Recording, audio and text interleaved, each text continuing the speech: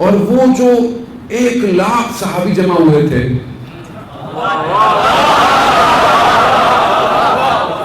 بھئی 1,00,000 صحابی انکار کر نہیں سکتے، کیونکہ آپ کی ڈیفینیشن کے مطابق جس نے رسول کو دیکھا وہ صحابی ہے۔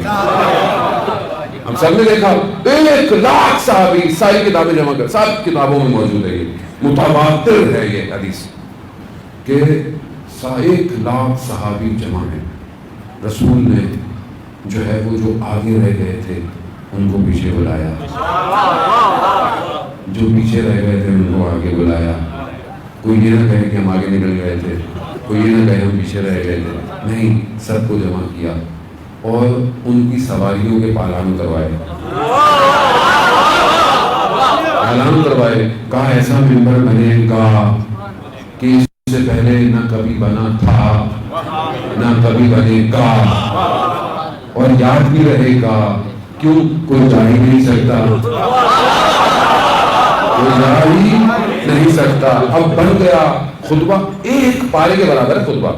ہم تو ایک لائن ہی یاد ہے، ہم شیعوں کو بھی ویسے ایک ہی لائن یاد ہے، دوسروں کا ایک قصور ہے، ہمیں ایک لائن یاد ہے۔ رسول نے ایک پارے کے مطابق خطبہ غدیریہ، ماشاءاللہ میں نے دیکھا بعض جگہوں پہ غدیر والے دن اس خطبے کا مطالعہ کیا جاتا ہے۔ ترجمہ پڑھیں، غدیر اتنا تو حق بنتا ہے غدیری ہونے کا، غدیری ہونے کا حق، کم از کم غدیر کا خطبہ تو پڑھو۔ ہم بھی بس ٹھیک ہے ایک لائن میں ہم بھی گزارا کر رہے ہیں، وہ بھی گزارا کر رہے ہیں۔ عزیزان محترم سمجھیں، جب تک سمجھیں گے نہیں کیسے غدیری ہوں گے؟ مسئلہ ہی سارا غدیر سے ہے۔ اور وہ جو